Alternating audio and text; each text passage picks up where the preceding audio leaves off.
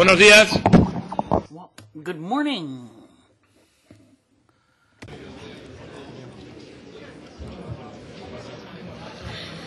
Take seat, please.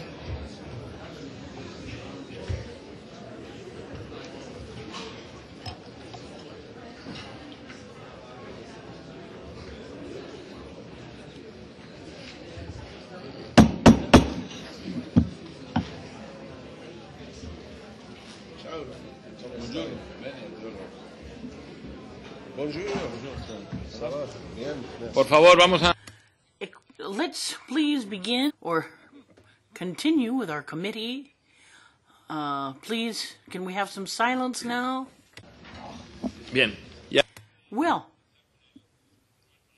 so I would like to continue with the agenda, and I would also like to greet with gratitude our 4 students from 4 education centers for fishing from the UK and from Brittany.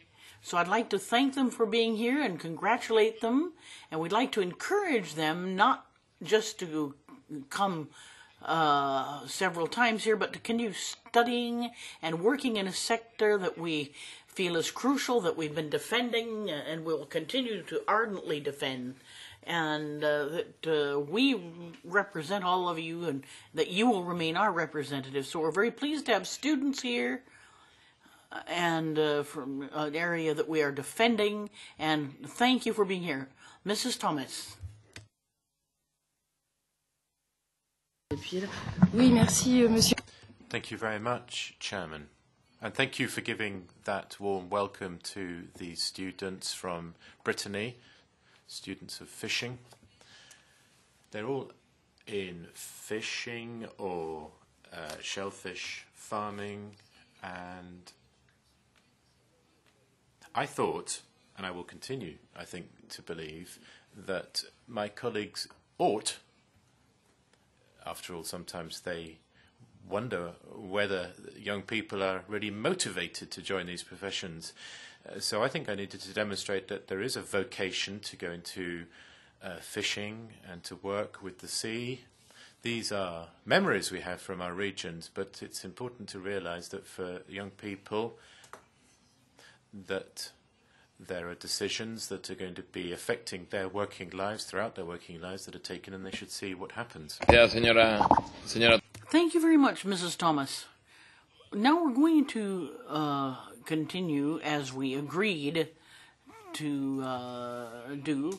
Point I-9, specific conditions for Atlantic fishing and situations relative to international fishing in the Northeast Atlantic. And Mr. Senis has the floor. Παρουσιάζουμε σήμερα την έκθεση. Thank you very much, Chairman. Well, colleagues, today we are looking at a report on a type of fishing which is very specific. This is one of those rare cases where we're dealing with an issue of this kind. It's not because we're dealing with fish that are extremely different from any other kind of fish that are normally fished. The ordinary, everyday fish of this committee. No, it's because we are dealing with fish that live in extreme conditions. But the real reason why we're talking about this is because there are very few fishermen in Europe whose main activity is related to catching these fish, and this is a very special category, therefore, of fish. These are fish that live at the very bottom of our oceans, and in this instance it's the vast expanse of the Northeast Atlantic we're talking about, and the fish that live in total darkness, at enormous pressures, with a very, very slow metabolism. And what does all of that mean? it means that their reproduction rates are very low. They can live for 100 or even 150 years.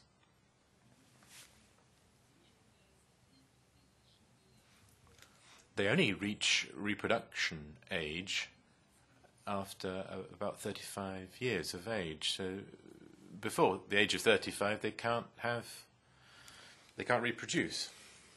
Imagine if that happened in the southern countries. Those of us from the south of Europe, we often complained that children only leave home after the age of 30. Well, these are fish that only reach reproductive age at the age of 35. They're also extremely ugly.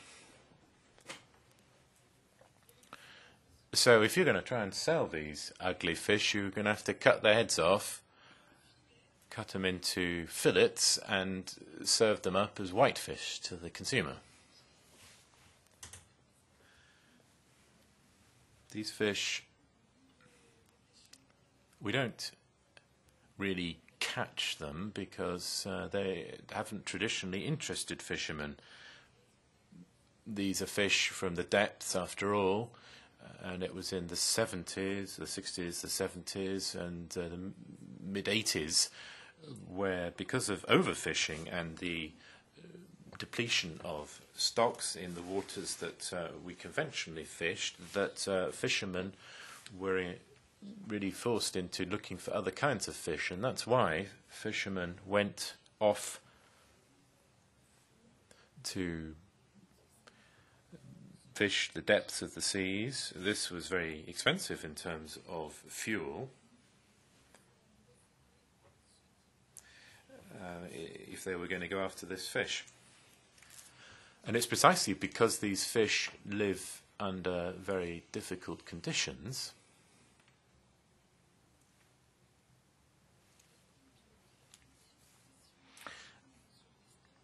so any pressure on stock, even the slightest pressure on stocks, can lead to its depletion. Now we've got the orange roughy,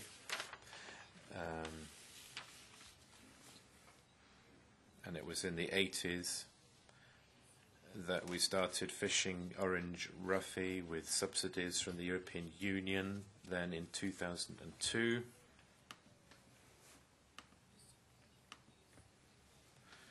we saw the outcome of that. We saw a peak in catches, and it's meanwhile become quite a lucrative activity and has actually become pretty much an alternative form of fishing for coastal fishermen who were declining in numbers very considerably. And in 2005, just a few years ago, we were witness to a real depletion of that stock. Now, what does all that mean? It means that the fishing opportunities that existed have now been destroyed. From 2005 to 2013, an 8-year period, we have a zero TAC now, so a ban on catching these fish, and we don't know really what the fate of the stocks will be. The European Union has certain measures available to it so that it can manage this kind of fishery in these deep waters, these demersal stocks, but these measures are insufficient and the stocks are not being replaced, with a few exceptions, a few rare exceptions. We noted last year, for example, there's been a slight improvement in tax. Tax, generally speaking, have remained extremely low, pretty much around the zero rate, and that hasn't enabled us really to nurture much hope that there will be the possibility of these stocks regenerating. And that's why the Commission has come up with a proposal. A proposal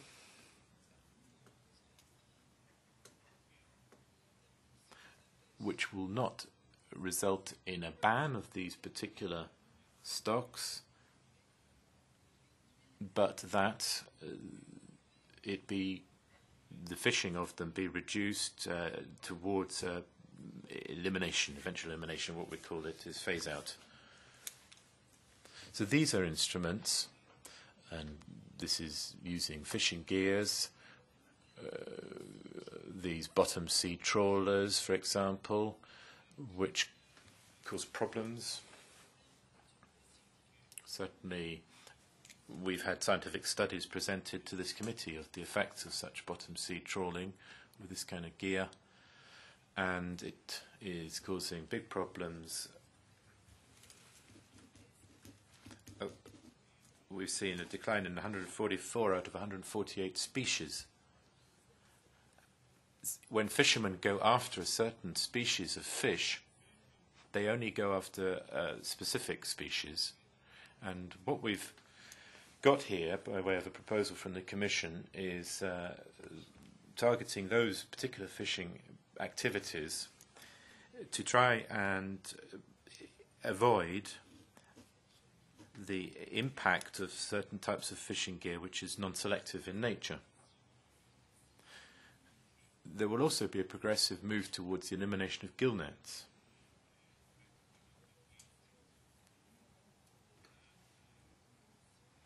The Commission's proposal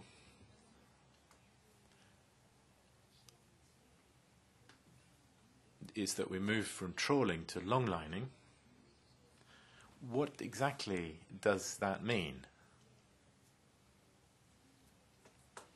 What experts have told us, and we've listened to them at hearings, but we've also heard from Maria Damanaki, Commissioner, who'd been to the Azores Fishing Centre, that 1 year of fishing activity using deep sea trawlers is equivalent for deep water fish species of 800 years of fishing with longliners.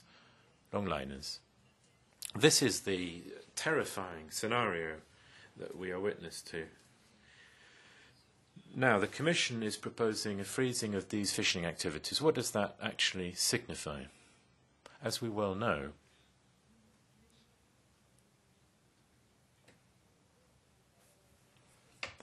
our fishermen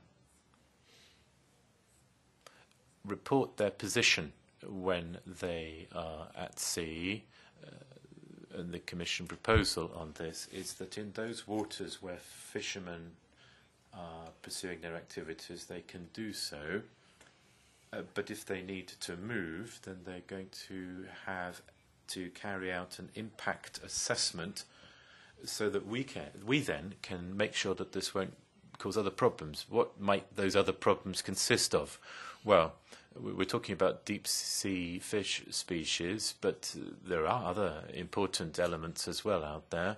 This is the Northeast Atlantic, and it's a region where there are 2 other major stocks that we have international commitments to protect. Corals, first of all.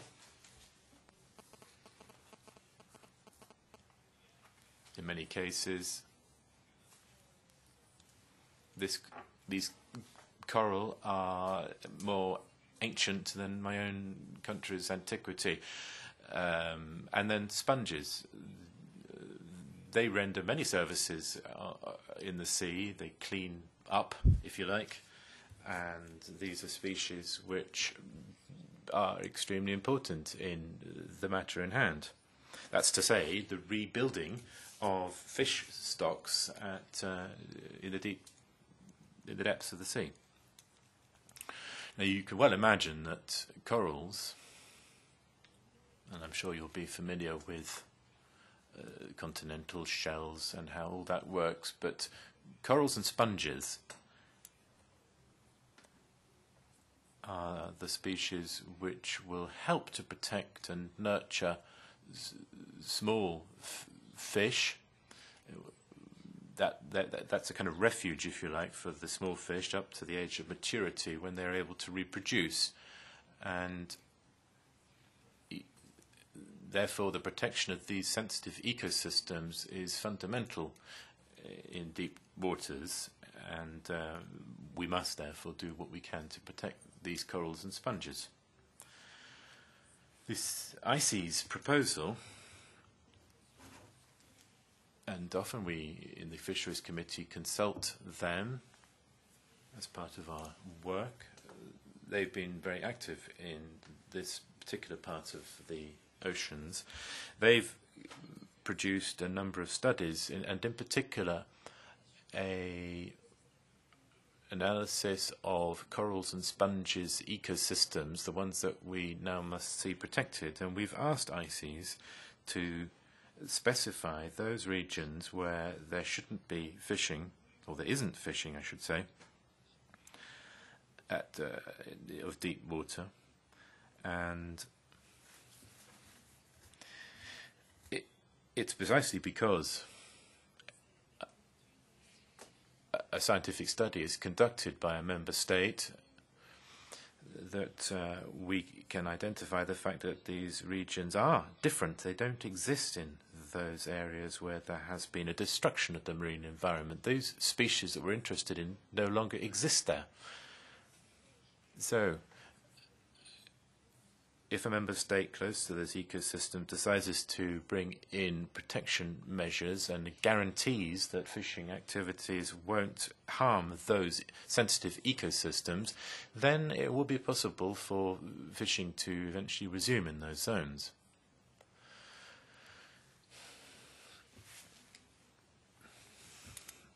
There are other fishermen in the Atlantic, and we, I think, have the shadow rapporteur here today from the Environment Committee, an ECR rapporteur, and yesterday the report was voted in committee, the Environment Committee, with 58 in favour and 1 vote against, so all political groups supporting it, and the Environment Committee is proposing that there should be a limit on the 200-metre depth fishing.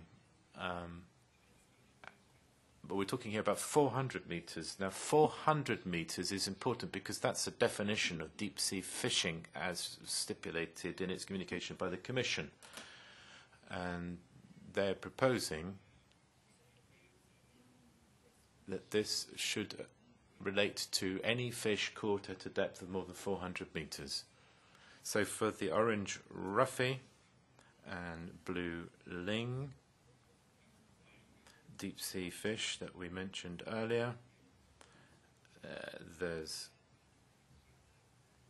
a tendency for these fish to gang together, to form shoals.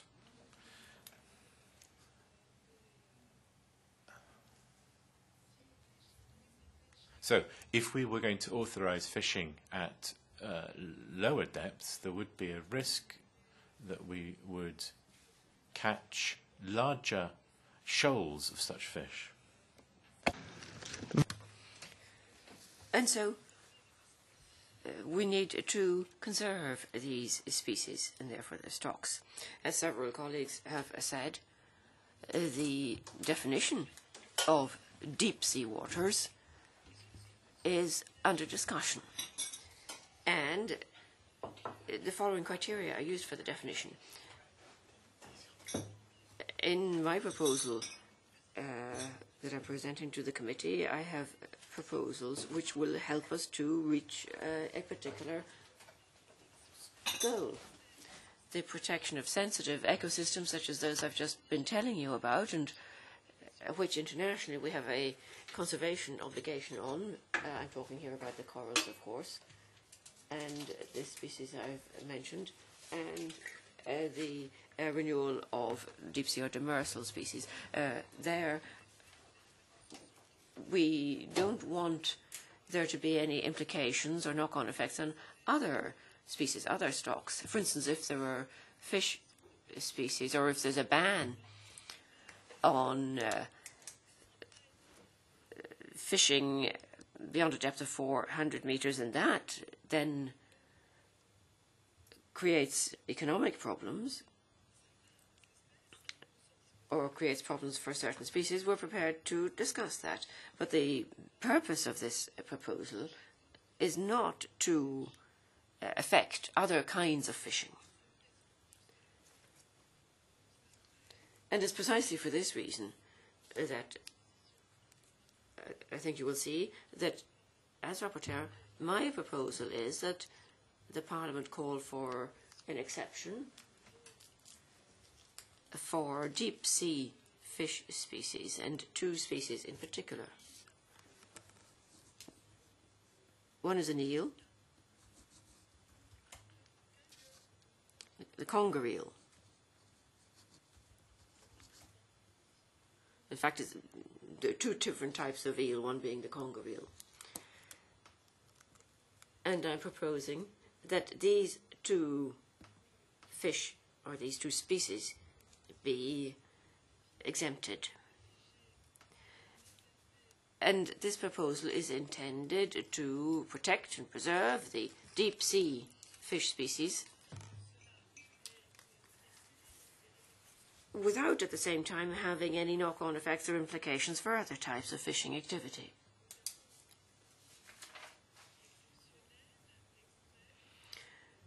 We do have one case, one extreme, or we do have certain extreme cases for certain species, and we have to sometimes take exceptional measures. Though the intention is to have no knock-on effect on other types of activity. So in conclusion, I'd like to suggest to the committee that in environmental terms, but also, and more particularly, in socio-economic terms, this is a viable proposal, a workable proposal. I've already dwelt on the environmental aspects. There's no point in dwelling any further on that aspect.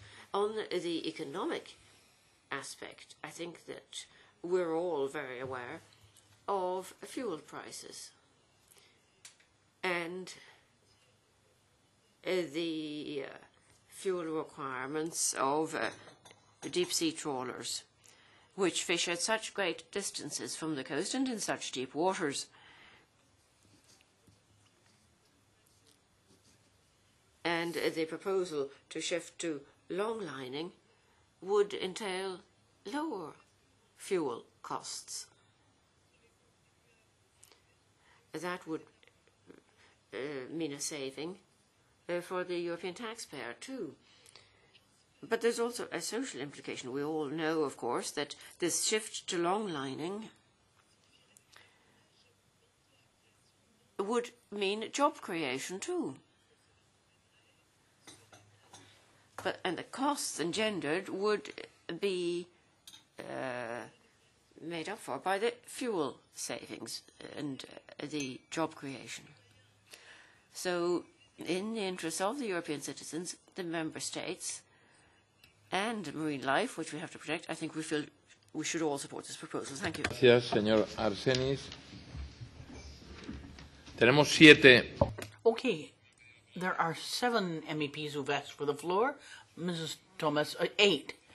We'll have to see how much time we have. 9 speakers, in fact. So we can work on this till about quarter to 11 o'clock. But please try and be brief. Mr. Gallagher.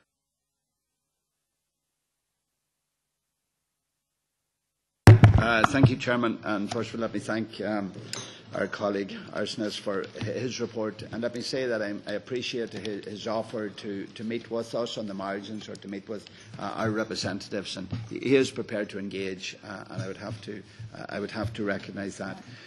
This report on deep sea, to me, is as important for those who fish in the North East Atlantic as the basic regulation. And I'm quite concerned, and I'm extremely worried after what I heard coming from the Environment Committee yesterday, that there was a vote there to go from 600 metres, not to 4, but down to 2. So therefore the species that we will need to protect in the future, if this is to be the future, are people and not fish. There will be plenty of fish, but no people to fish them. So to go down to 200 metres, totally ludicrous. A total lack of understanding how the industry works. But I was particularly pleased that the 7 who voted against the 200 metres were my 7 colleagues from the ALDE group. Of course, we accept that biodiversity is one of our biggest treasures, and it must be protected. We're the custodians. We must ensure that there are fish there for future generations, but we must not at the expense of closing down fisheries for the next 10 years. We have a responsibility for the present as well as the future. And as I said at a meeting earlier today, not every forest is a rainforest. So not every square kilometre of the sea ground is made up of coral reefs and sponge gardens. So huge expanses of the seabed is made up of sand, is made up of mud, and is made up of gravel. So we have to start taking that premise, not the premise that they're all made up of reefs and sponge gardens. So we need to assess what needs protection and what needs absolute protection, and what can be exploited in a sustainable way. And that's what fishing is about, to fish in a sustainable way. So a ban on bottom sea trawling exclusively doesn't allow for this protection. Let's look at the present situation. If we look at the situation now, measures are in force in European and international waters to ensure appropriate protection of what we know as the VMEs, the vulnerable marine ecosystem, such as coral reefs and sponge gardens. These are considered as vulnerable because of their high biodiversity, and we have a duty and obligation to protect those. So deep water fishing is already banned where these exist. That's already in place. In EU waters, there are in excess of 12,000 square kilometres where this type of fishing cannot take place. And if we go outside that, there's proposing another 31,500 square kilometres that's to be protected. So that's in addition to that. And if we take the entire area outside EU waters, we're talking about almost 920,000 square kilometres that are closed, more than 3 times the size of Italy. So it's not sufficient to say, well, nothing has been done. A lot has been done, but we have more to do. So a ban, in my mind, is not the solution. But what we must do, we must introduce additional measures within the EU to achieve the Commission's objective, which is outlined in their document. So this can be achieved while remaining proportionate and ensuring coherent measures with international level. Deep water fishing is yet unexploited areas of international waters, so the measures should be further extended from international waters into European waters.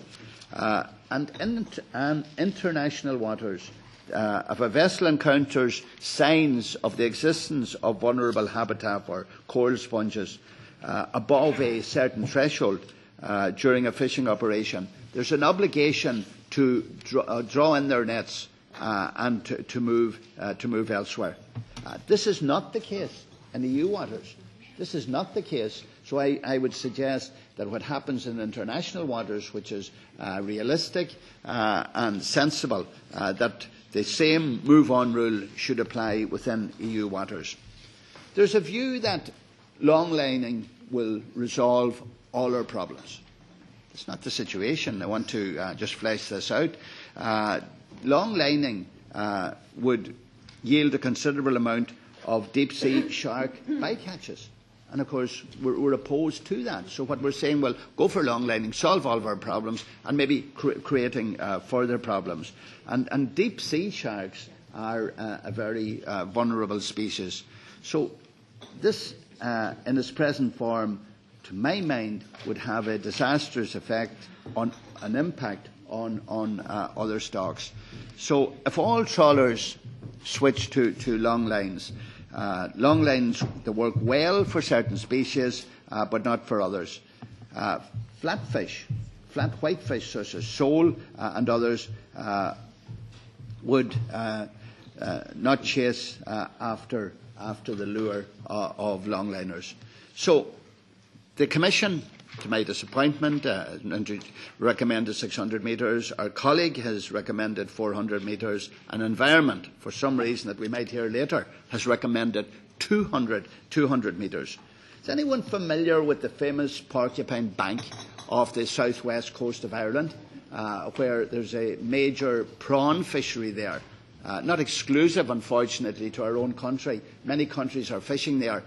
If we weren't in a position to trawl there, it would mean that was the end of that fishery. Well, one might say this is only about deep sea, the banning of trawling in deep sea. Listen, it's more clever than that. This is the thin end of the wedge, and I think it's very clever. So we want to be those who say we should ban and those who say we should find common ground, a compromise. May believe that it's too different. I think we all want to achieve the same objective, and I believe we can do that. And with this debate today and further debates and exchanges of views with the rapporteur, I believe will lead us to the final objective that all of us want to achieve. I mean, I'm very familiar from the 80s with the situation that Arsenis has referred to, the orange roughy, which were overfished there, 35 years, 110 years to replenish. We don't want that situation to develop, because orange roughy was a fish that was extremely important, but now, by the year 2005, that stock is totally depleted. Not, of course, the fault of the fishermen alone, but there was a non-quota, then it became a quota, and then it became no quota because the fish weren't there, and that's understandable. You know, I just want to, I'll only take another minute, President, just to give one example of contradictions inherent in the Commission's proposal. And one of the objectives of the proposal in Article 1, to implement technical measures on fisheries management recommended in the North East Atlantic Fisheries Commission. The text doesn't even refer to one single measure that has been recommended by that Commission. And of course, the Commission has failed to adequately consult STECF on all aspects of deep water fishing. Of course, we have scientists there, we have specialists. Of course, we should consult with them. None of us are experts. And the basic regulation recommends or stipulates that they should be consulted. And of course, we must establish the economic impact of the ban on bottom sea trawls or gill nets. And just in conclusion, let me refer to the latest scientific information which was gathered in the context of the European Commission funded Deep Fishman. That has been totally disregarded. Very cleverly, the Commission made their views known in July, and they knew full well, of course, that this report was coming out towards the end of the year. And so we have to take that into consideration. So in conclusion, I believe that further debate, further consultation, further engagement will help to achieve, not to kill off, an important industry that's there. Gracias, señor Gallagher. Thank you, Mr. Gallagher. I think you didn't give a good example. I gave you too much time. We're going to have to adopt this a little bit better. Mr. Stevens. Thanks very much, President. Well, I also thank Kriton Arsenis for all the work he's done on this and for the collegiate way he has approached this and being prepared to come and speak to all of us. But I want to associate myself very much with what Pat the Cope Gallagher has just said. I mean, I wonder when the Commission come forward with a proposal like this, when they suggest a complete ban on deep water trawling and its replacement with longlining, how much investigation they've done into the impact this would have on the sector. Can the Commission or the rapporteur answer me how many vessels in Scotland will be displaced by the imposition of, for instance, what was voted for in the Envy Committee yesterday, 200 metres. When you yourself said, Mr. Arsenis, that the definition of deep water fishery is 400 metres, and yesterday they voted for 200 metres. In Scotland, we are catching pollock, magrim, monkfish at 900 metres. Are you suggesting that I should go back to Fraserburgh, Peterhead, Kinloch, Bervie and tell my fishermen that you should use a long line to catch these fish? They'll throw me into the harbour. This is ludicrous, a ludicrous suggestion. And I say to the Commission, did you go and speak to these fishermen first? They are not destroying coral reef. They don't want to go near coral because it snags their gear. They stay well clear of it. They're fishing on the slope of the continental shelf, which in the Porcupine Bank, which Pat the Cope was referring to, and the Rockall Trough, and indeed the Faroe Shetland Trough, although that's much colder water with very few species surviving below 800 metres. But in the Rockall Trough, they're fishing down to 900 metres.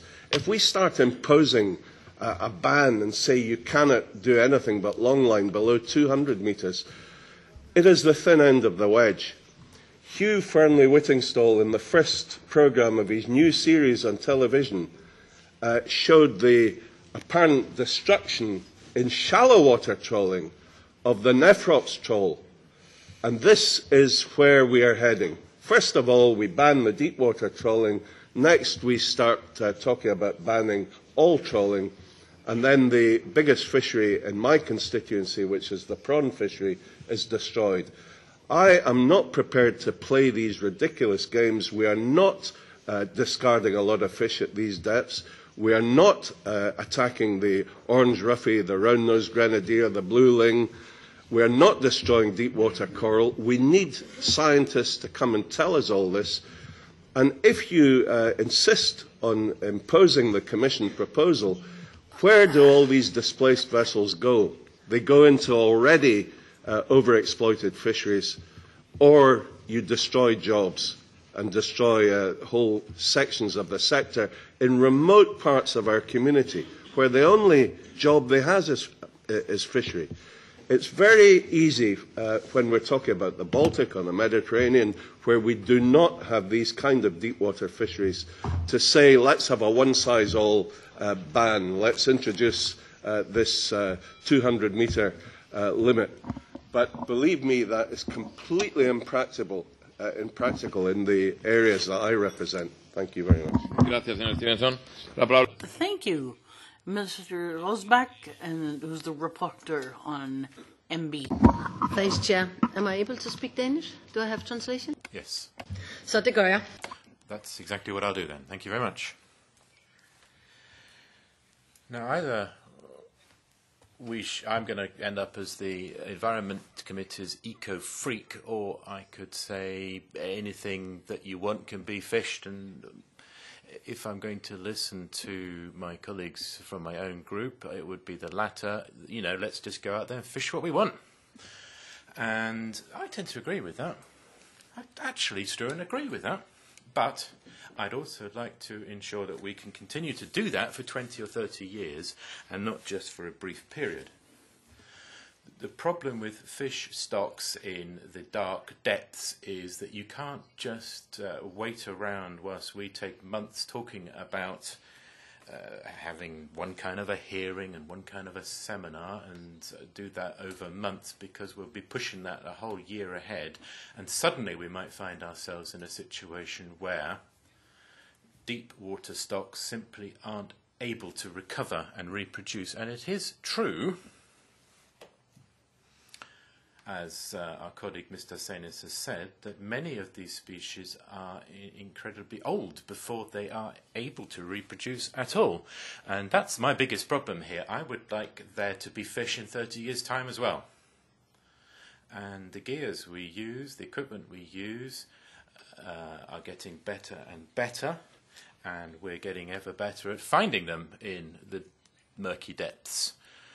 So yes, I am shadow rapporteur on the Arsenis report in this committee, but I'm also the terrible person that produced an opinion in Envy yesterday that was adopted with 58 votes in favour and only 1 against. And it does rather seem to us that that wasn't perhaps the way it was intended.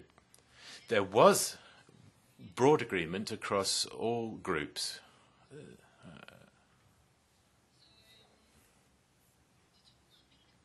200 metres is being requested. Okay, well, those that swim in big shoals pretty much only go down 200 metres, but we also know that 200 metres is a negotiating base, and we know, and I am absolutely sure, that 400 metres is the international standard that has been set for deep water fishing, 400 metres and below. But there was a point in the Environment Committee where we agreed that we ought to try and get this sorted out to the benefit of the fish rather than the fishermen, because but we also need to ensure, after all, that fishermen have something to fish in some years' time. If I'm going to come down one way or the other, I think we shouldn't just be thinking about fishermen and their incomes today. I know, Struan, that you have very specific national interests amongst your own fishermen, and I know that there are only 5 big cutters that go out into the high seas for deep sea fishing in France. It's a small number of people that are fishing the deep seas because it does require some very special equipment. But it is also true, as Arsenis has said, that many of the things that are caught cannot be eaten. You can't eat them, and there are loads of other things that get dredged up. And why is Mr. Arsenis so worried about corals and sponges? Not because only because they can get 800 years old and then get destroyed. It is precisely because that's where the breeding grounds are, and the young fish hang out until they get to the age of maturity where they can reproduce and we can eat them. I also know that longliners are not the panacea, they're not the solution, but I think that's a slightly different discussion. The discussion on equipment needs to be conducted in a way where we focus on what is the best way of conserving stocks in the deep seas, and also that we only catch what we want to eat rather than stones and all the rest of it. So I'm concerned about being able to continue to the fish in the future. I think we should continue to discuss what the metre limit is and what equipment is, but I think it's essential that we don't just take ages doing it. We mustn't produce it too late, and it's essential not only for the fishermen but also for the fish that is the case. Rosbach, Alan Caddick. Mr. Caddick. D'abord, remercier Criton. Thank you. I'd like to start by thanking Criton for his work. Even if I don't necessarily agree with his approach, it nonetheless represents a great deal of work. And obviously we'll have a further occasion to discuss this at the first meeting organised with the shadow rapporteurs, but there are some points I'd like to make at this stage nonetheless. The first thing is that most commercial stocks are doing just fine, as indeed is the Commission's proposal bore out when proposing the tax and quotas in December 2012, increasing the quotas for certain commercial species. And the scientific community's diagnosis that we wait till 2012 shows that deep-sea stocks had returned to sustainable levels following over-exploitation, admittedly, in the 90s. I think, therefore, that this is an extremely complex subject, an extremely complex dossier, and the first thing we have to do is freeze the footprint, as it were, which means that we clearly demarcate those waters where the vulnerable species have already been affected by human activities, including fishing. And look at the impact only on the zones concerned and the generalisation of the protection zones for the vulnerable marine ecosystems. I think that's something that we'd all agree on. I said at the beginning that I didn't necessarily agree with Mr. Creton's with Creton's approach in his report. Indeed, reading the report, I got the impression that his report was much more radical than the Commission's proposal. Amendment 23, for instance, of the rapporteur is particularly interesting because he figures that a trawler deploying bottom gear at depths of below 400 metres is considered to be deep sea fishing. Why not 50 metres, 25 metres, or wading depth? That could be considered deep water, could it not? I mean, where do you draw the line? How do you draw up your definition? You can't just sort of come up with an idea out of the blue. But joking aside, I think we can see that this text is not just looking at deep sea fishing, but trawling in general. And you can see with this text that there is an intention to, in the long term, ban any trawling. And that's extremely dangerous. It's extremely dangerous for our coastal economies because most of our vessels at some stage engage in trawling. So this could affect very, very many vessels. You're also highlighting the fact that longliners could advantageously substitute for trawlers.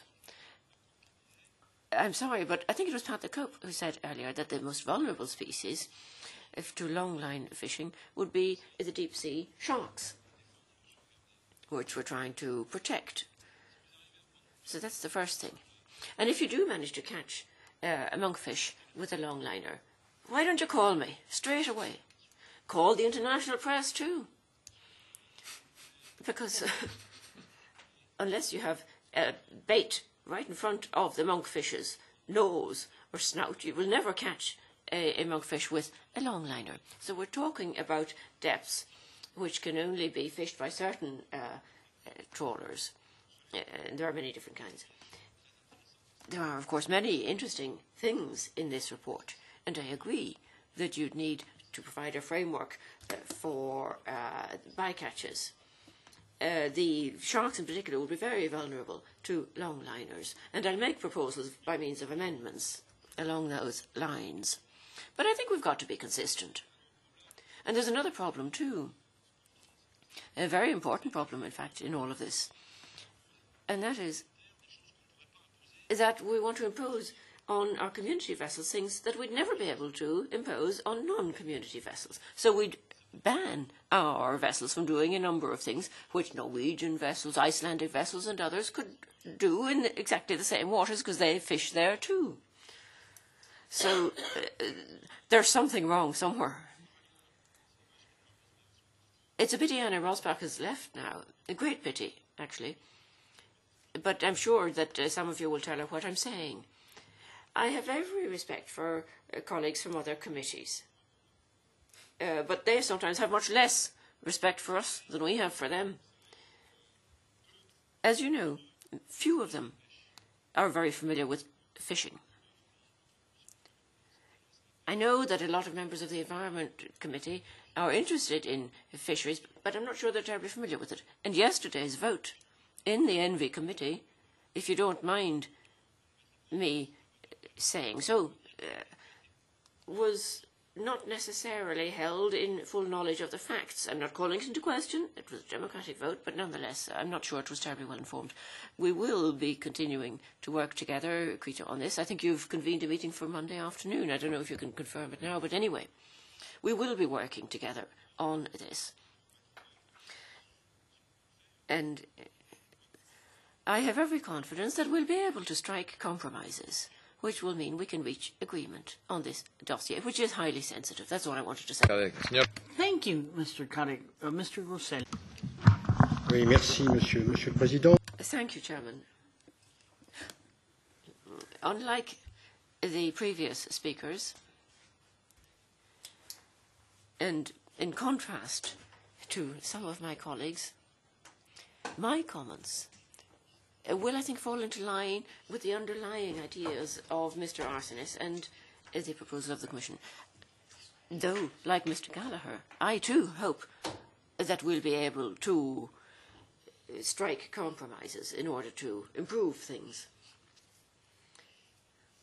I think that basically we have here a scenario that illustrates just how hard it is to work here in this committee, but also engage in other economic activities. Because we're faced with the difficult exercise of finding a balance between the present realities, usually economic and social realities, and future needs. Future needs being more ecological, but which have nonetheless economic and social implications and consequences. But it's for us to strike that balance in our proposals. With regard to the specific case of deep-sea fishing, I think that we've got to start by looking at two situations. The present situation with the economic interests and the employment interests of the sector, and the ecological situation that this kind of fishing might affect. I think that if you reason in good faith, you will say that there is a huge disproportion between those two situations or reference points, which will require us to strike a new balance, both for the sake of the marine environment and for future fishing activities. On the one hand, looking at the social and economic implications, deep-sea fishing, according to the Commission's figures, accounts for 1% of catches in the Northwest Atlantic area. Still, looking at it from the socio-economic point of view, and speaking for the situation in France, though I cannot say I could speak for the situation in Spain or Portugal, though I think it's not dissimilar, there would be 10 French vessels affected. 10 deep-sea trawlers in France would be affected, which is about 1% of the French fleet, actually less than 1% of the French fleet. In terms of jobs, there'd be about 100 seamen affected, and about twice that in downstream jobs. It must, of course, be admitted, and I'm sensitive to this argument, that deep-sea fishing involves many small-scale fishermen and provides a complementary activity for them. The economic arguments, therefore, for the present-day situation are weak, though, of course, we must take them into account, and we cannot simply gloss over those jobs and say, well, other things take precedence over them. In our view, what we've got to do is think in terms of alternative solutions for the people who would be directly affected. But moving now to the future situation, i.e. the ecological aspect of all of this, there would be a devastating effect, as revealed by all the scientific literature we have, and Mr. Arsenis has drawn in this, because of the extreme vulnerability of the stocks, because of the slow rate of renewal of stocks, and because of the desperate search for alternative catches. And do I need to speed up? I do, okay. And because of the damage done to sediment, habitats and corals, which would be devastated. So, huge implications there.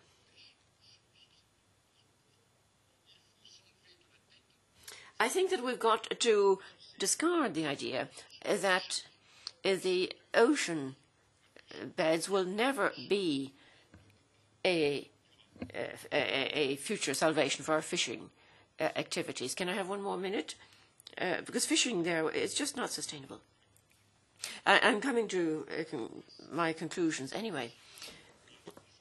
Given the overall situation and given our responsibilities, I think, and we can discuss this, that we are obliged now to move beyond halfway measures or merely conservation measures, such as reducing the footprint, as it were. I think that what we need now is something that will really have, in fact, and that means a gradual shift away from deep-sea trawling, which is the most destructive practice when it comes to stock renewal and the marine environment. To conclude, we're talking about banning a fishing technique. We're not talking about banning catches. We're talking about banning this particular deep-sea type of fishing. We're not talking about creating paranoia about a total ban on trawling. And we can have alternative activities. We can have the conversion of trawlers into longliners, which I'm sure would also be much more lead to much more job creation. Mrs. Fraga. Gracias, Presidente. Thank you very much, Chairman. This question, as is the case with the sharks, is one that is hitting the headlines, and we must ensure that we're able to adopt reasonable positions independent of pressure that is being brought to bear on us. Some might be rather radical, but I kind of agree with Mrs. Rosenbaum, but it seems like in this area, it looks like the report says that we're fishing everywhere and no regulation, we're just doing what we want, and that is not true. Deep-sea fishing became regulated in the beginning of this decade by international organizations. They regulated a whole area of vulnerable marine areas. Not maybe enough has been done, but a lot has been done, and in the hearing that we had the other day, the scientists that spoke very clearly said that in this last decade, after the excessive fishing, in this last decade, there's been a 50% reduction, I repeat, 50% reduction of the fishing effort. And what has the consequences been? Well, the consequences have been that the three main stocks of deep waters, which is bluefish, sandfish, and greenfish, are at a sustainable level. This is what the two scientists who came to the hearing told us. Nothing else, nothing different was said. So I would like to say is that not all deep-sea fishes are being threatened. There is recovery. So when you said, Mr. Sanders, that the deep-sea species all live for about 100 years, it is not always true. It is true that they do reproduce very slowly. That can give rise to problems. But bluefish, for example, lives even less than 30 years, and therefore their recovery rate has been very clear. And for greenfish, they live 30 years, and they have been able to recover in a very positive way. So let's not mix up the issues. We can't think about the sharks and say that all the sharks are the same, but a lot of efforts have been made, and the three main stocks in the deep seas are in full recovery, and they are at a sustainable point. And this is what the scientists said. So let's not say things that aren't true. Now, whether this 200-meter business, the representative of the fishermen said, deep fishermen, that those species that of whom at least 50% of their mass is under 300 meters, and that is not in line with other positions which have been taken. But now, if you look, Mr. Chairman, at the socio-economic impact, it is not true that the effect will be very small. Here, all they're saying is that there are certain figures pertaining to vessels which only carry out deep-sea fishing. But this is also going to affect boats that have bycatches in addition to deep-water species. So the effect will be much more widespread. And we found this in the impact assessment that the European Commission carried out. But the socio-economic effects and their magnitude have not been considered. This is the serious problem, and this is what we've got to seek through a new impact assessment. I'm saying this, and I'm always taking rather radical positions. But what I'm saying is the prior report prepared by the Directorate General of Studies in this Parliament, in one of the main criticisms of the European Commission's impact assessment is that they did not take sufficient account of the social economic impact. In English, I'm going to lead it. The Commission Impact Assessment Board, which studies all impact assessments, made serious criticisms of this impact assessment in 2011 because it really glossed over one of the most essential issues. But I don't have all the figures for France or other countries, but in Spain, the figures were absolutely astronomical. So the European Commission has been rather thoughtless and irresponsible not looking at all these issues. Now, lastly, they've been frivolous. Now, with respect to converting to longliner, I'm not going to elucidate on that. A lot has been said. But there are scientific studies that show the effects of this in oceanography. It shows that more than 80% of the total amount of catches are sharks from the deep sea. So, Mr. Ansetel said there are a whole bunch of species that cannot be fished with a longliner because, of course, trawling, fishing, and longlining is not carried out in the same way. I'm not saying that we should have trawling. Sometimes trawling can be more damaging than longliner in certain areas, but the trawling in certain areas does not damage anything. So there's no reason that trawling should be prohibited. Thank you. I'm sorry, the others spoke quite a bit, and the chairman interrupts the speakers. Okay, I will conclude.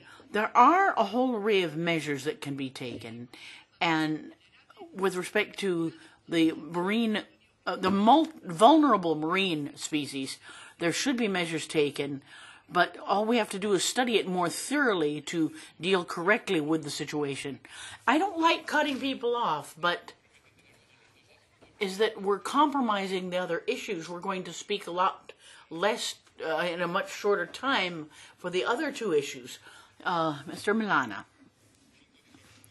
I will try to kill birds with one stone. I will try to be telegraphic here. Firstly, I think Criton has done a very good job in a very responsible way. The second telegram.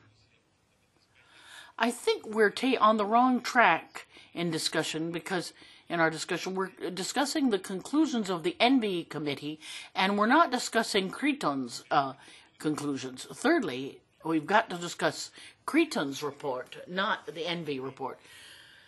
Thirdly, I am surprised that some colleagues feel that we have to defend all these deep-sea issues. I'm very surprised at this. I'm very surprised. I hope this will be done every time when we defend our fishing rights. Fourthly, I'm very surprised that I'm speaking to Alan here. I'm very surprised that you're saying that our fleets are having trouble competing with other fleets from other countries which do not meet European requirements.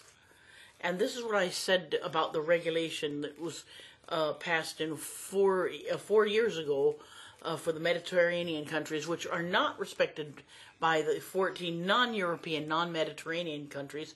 But nobody has said anything about this or even looked at the situation. The fifth or fourth telegram, and then I will stop. I'm quite optimistic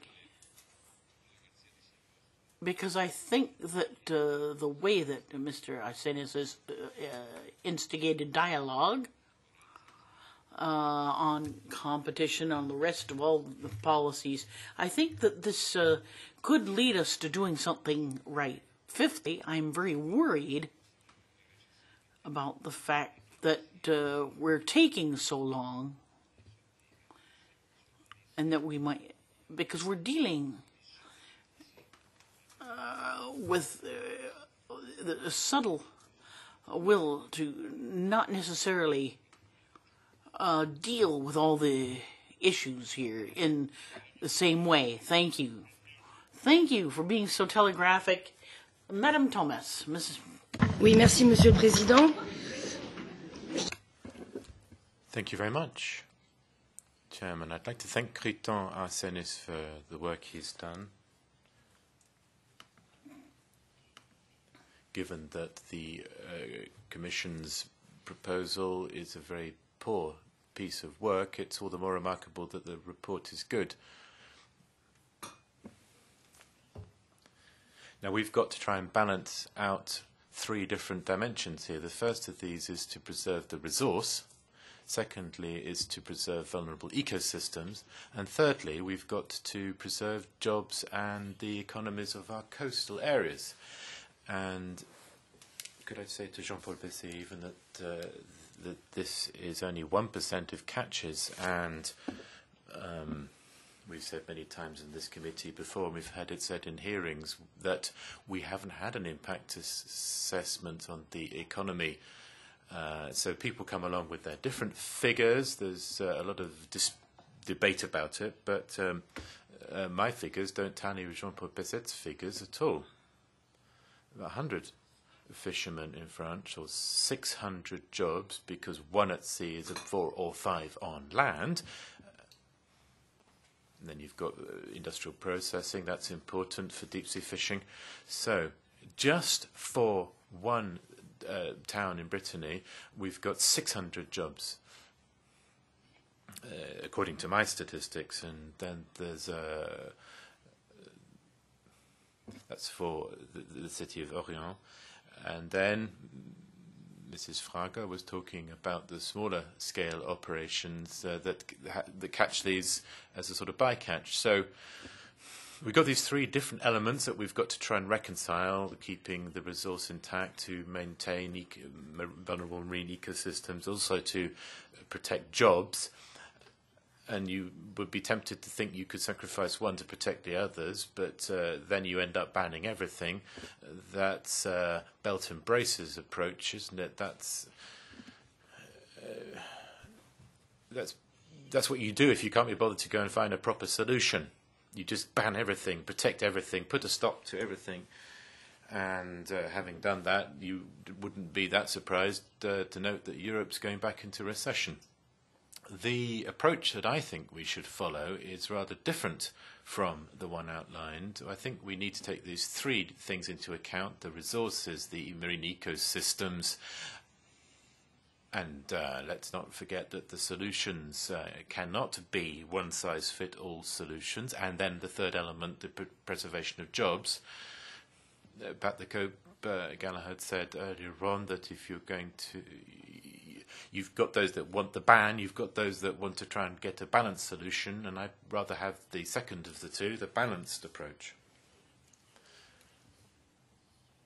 Having heard from scientists at the hearing, and that was very interesting, we heard that there was a solution, and this is part of the Commission's impact assessment, but nevertheless wasn't included in its draft regulation, and that is this freezing of what happens at the sedimentary depth. We've not only got to protect the seabed, we've got the sedimentary areas which are being trawled, and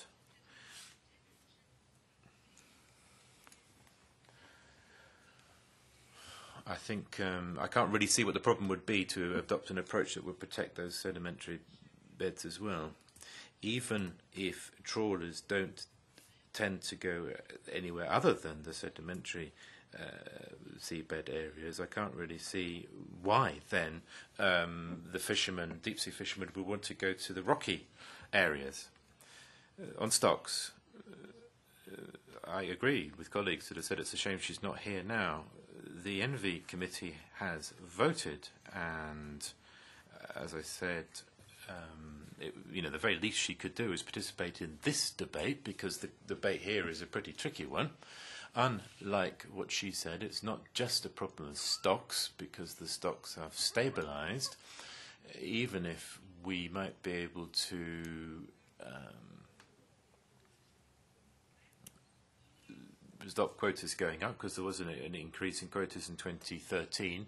Fortunately, Kriton, you've got the 200-metre definition, and I say fortunately. Really what we have at the heart of this is this potential ban on trawling. It seems that what they're trying to do is salami tactics here. They say deep sea trawling today, then it's trawling, then it's the longliner that all gets banned, and in a few years' time, who knows, maybe we'll just have to stop fishing altogether, and then Mrs. Rockbach will be happy. Señora García Hierro. Thank you, Madam Mrs. Tarnier. Well, thank you, Mr. Chairman. Well, as it is very polite in the Parliament's way and tradition, we have to thank Mr. Senis and congratulate him for how he drew up his report.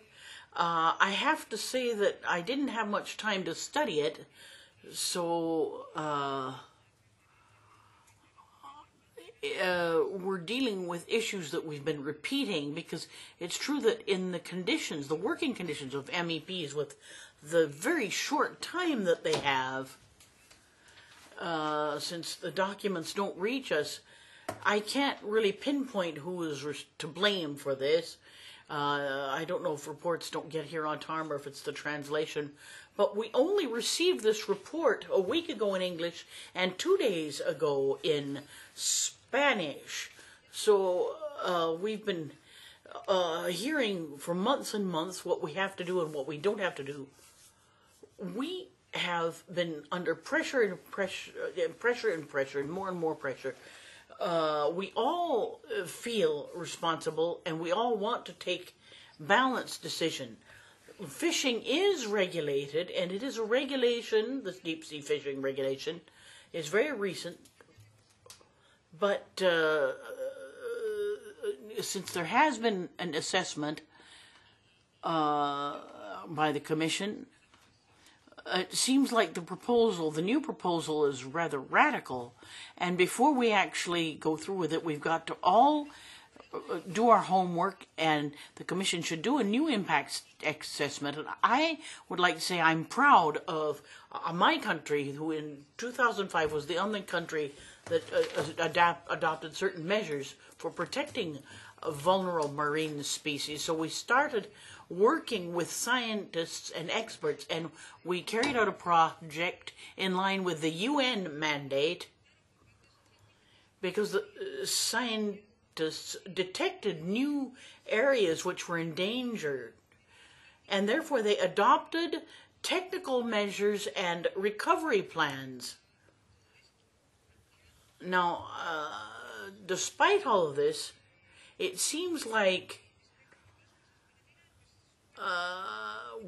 we've still got to look in the mirror and look at ourselves, and we've got to look at what we have done. And we've been trying to protect biodiversity of the marine area, but we've got to keep up sustainable fishing, And if we want to keep a good socioeconomic balance, we've got to look at all these scientific reports.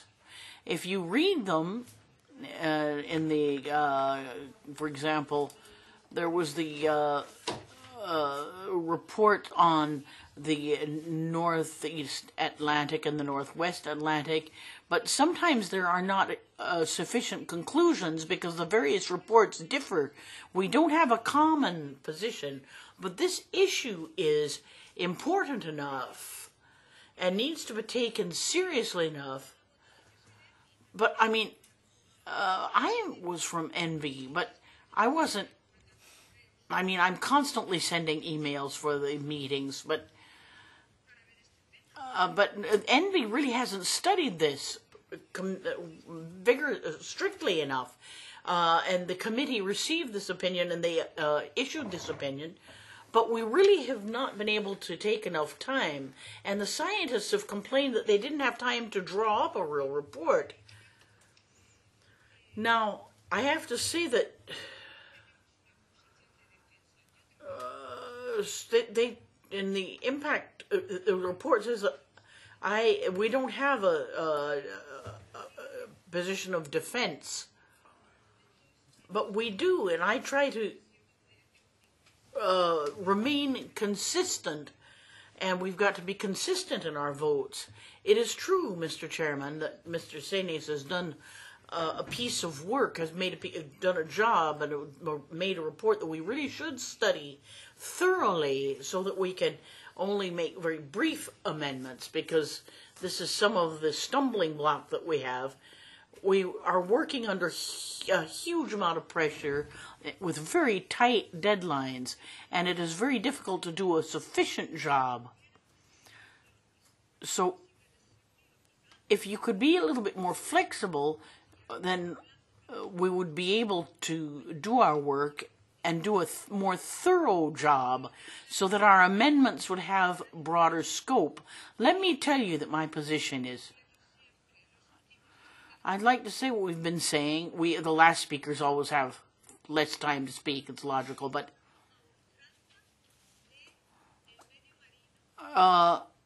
defending the marine areas, the vulnerable species, the deep sea species, there are technical measures that my country has taken to defend these areas, and we've got to defend them relentlessly, tooth and nail, so that we can at the same time protect the species but also protect fishing. We don't want to be greener or redder. We just want to be consistent in our work. Thank you very much. Mr. Jenkins, very briefly, please. Davies. Yes, Davis. Interpretation came out as Jenkins, different Welsh name. Chairman, first of all, can I just point out that there were different committees meeting at the same time. I'm rushing back between meetings. Anna's doing the same. It does no use criticising members who are trying to, because otherwise balance different agendas, because you'll find yourself in the same position one day. I think everyone here on this Fishery Committee, for as long as I've been a member, wants to stop unsustainable fisheries, unsustainable fishing practices, and of course no one wants to promote or protect damage to the environment, to the marine environment, or to fish stocks, and in the case of deep sea fish stocks, possibly irreparable damage so far as our lifetimes are concerned. No one wants to do that. But of course we also have a concern about just protecting jobs where possible. My own balance is this. I don't want to make life difficult for the many fishermen who are out there who occasionally catch deep sea species but haven't targeted deep sea species. I mean, that's not, they're going out for nephrops or for something else, but they'll get a deep sea species in the net. And there's many, many hundreds of vessels in that situation. And we have to strike the balance to ensure that they're not affected, because at the moment they are concerned by some of the proposals that have been put forward, not least by those from Criton Arsenis. Now, in the Environment Committee yesterday, you know that the committee voted for the Commission's proposals and for Anna Rosbach's report by 58 votes to 1. Now, Mr. Cadec, who's had to leave us, says that the Environment Committee hadn't got a clue. But, Mr. Chairman, I think most of the public across Europe assume as a starting position that parliamentarians haven't got a clue. What matters is the size of the vote. And the fact is that when we go to Parliament, there is a huge number of MEPs out there who are likely to support measures to protect the deep sea. And I think members of this committee should recognise that. That, OK, we're the ones who are taking a specific interest, but, there's a big majority out there that want to be seen to be doing the right thing.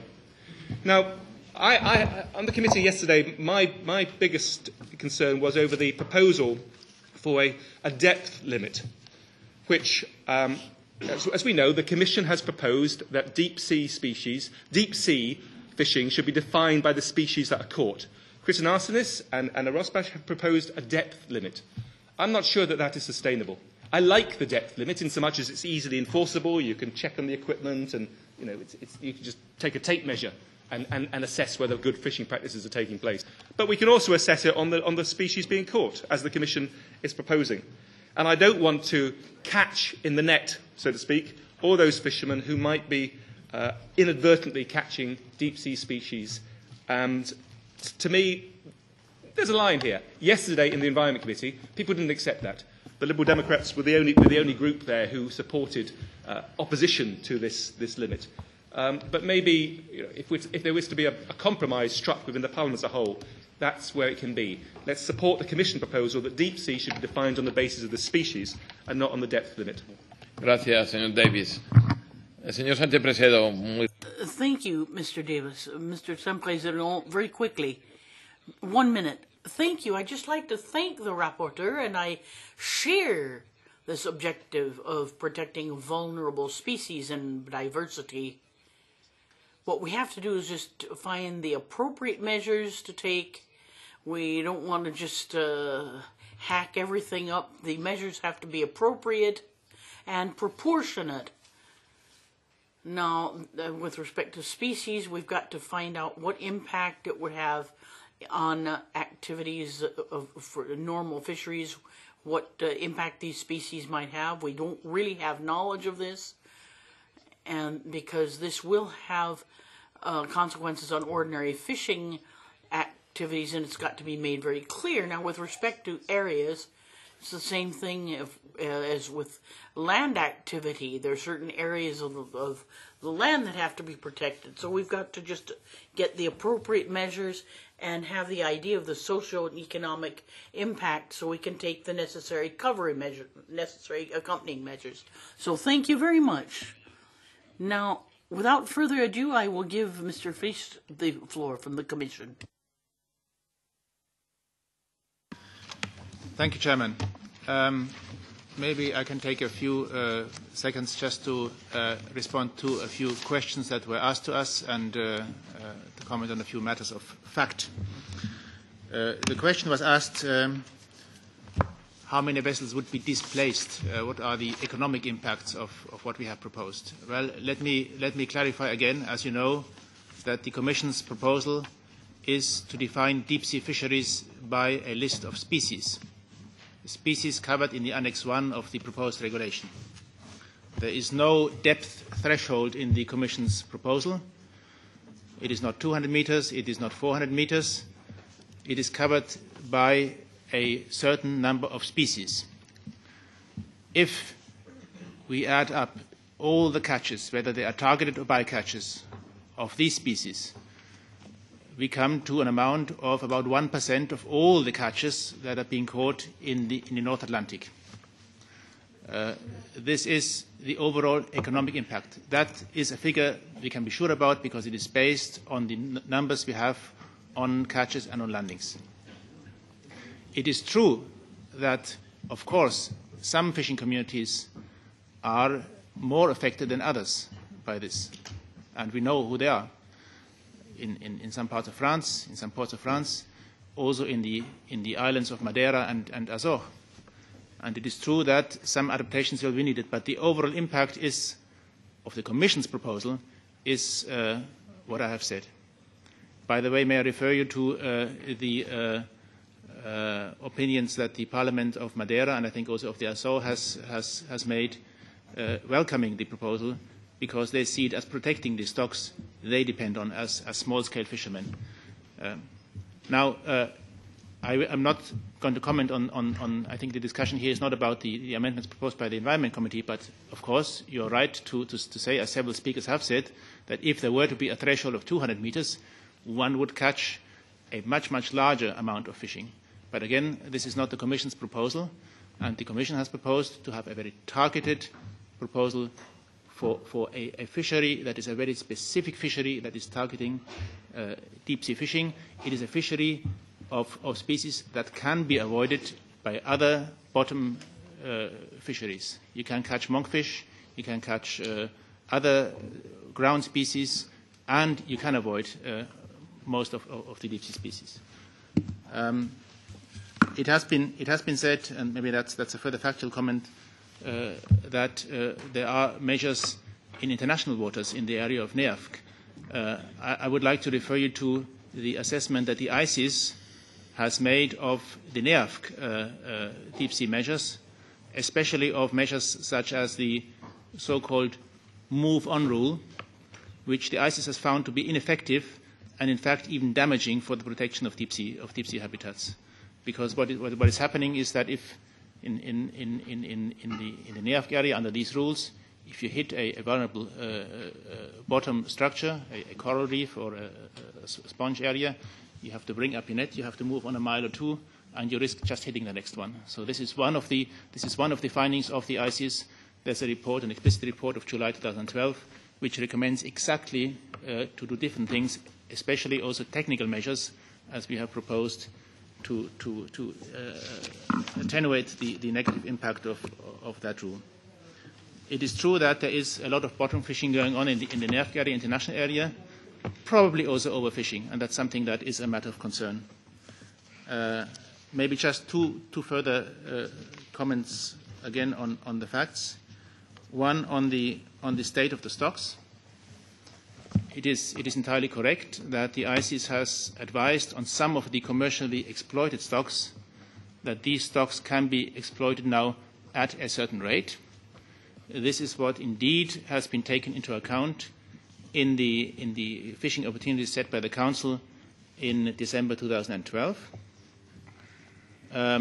This is to the benefit of the fishermen concerned.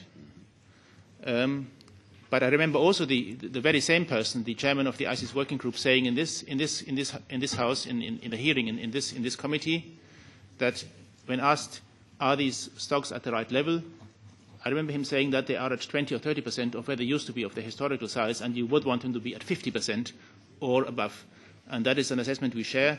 Even those stocks that are commercially exploited are still precarious, let alone many other deep-sea stocks, we all agree, that are in a difficult situation. Again, this is a small number of stocks, and the Commission proposal does not cover the big commercial demersal stocks. It covers a very specific number of deep-sea stocks. And lastly, a comment on the made that was made a few times, and that is to say that one should simply keep the footprint, because in the footprint, which according to many is supposed to be just muddy grounds, sandy grounds, there are no vulnerable structures.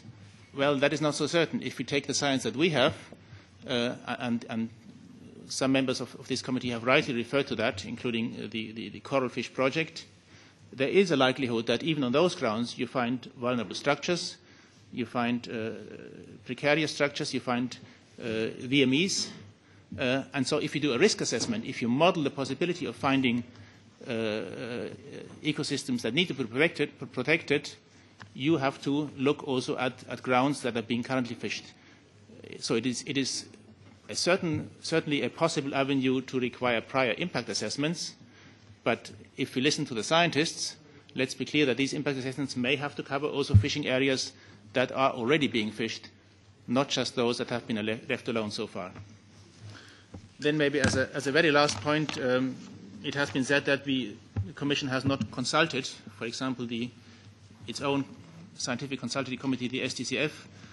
I'd like to refer to the fact that as early as 2009, we have asked the Scientific Technical Economic Committee for Fisheries, the STCF, to provide scientific advice. There has been a working group. There have been several working group reports which were finalized in the years after. The advice from the STCF is available on the website of the STCF. I can refer you to that. By the way, we have also consulted quite extensively with the sector, especially with the regional advisory councils, with the RACs, despite of what some publications that have been made in writing, and by the way, through the way we work, also in the ongoing meetings of the working groups and executive committees of these RACs. These are just a few points to clarify some facts. Thank you. Muchas gracias, señora. Thank you very much, Mr. Sevi. Κύριε Πρόεδρε, κάποιες απαντήσεις από την πλευρά μου σε κάποια ερωτήματα που τέθηκαν. Thank you. Yes, perhaps I could reply now following some of the questions asked by colleagues. I was asked whether there were already sufficient protection for the VMEs, the vulnerable marine ecosystems. And my answer is that at present there are no protection measures for the vulnerable coral reefs in the Northeast Atlantic.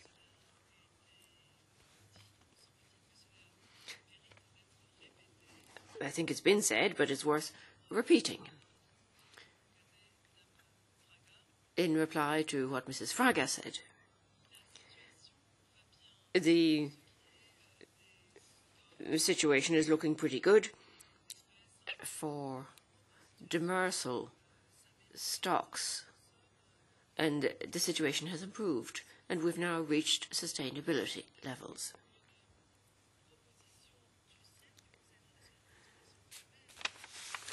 ICES, however, made a proposal regarding the 3 species we've mentioned and said that they've said now that these species have stabilized at levels which represent 20 to 30% of the biomass. So they're stabilizing at a level which represents 20 to 30% of their biomass. With regard to monkfish, monkfish is not a deep sea species. And in fact, we've already said that this species would not be affected by our measures. The monkfish would not be a species affected by this. And we are already discussing that with colleagues.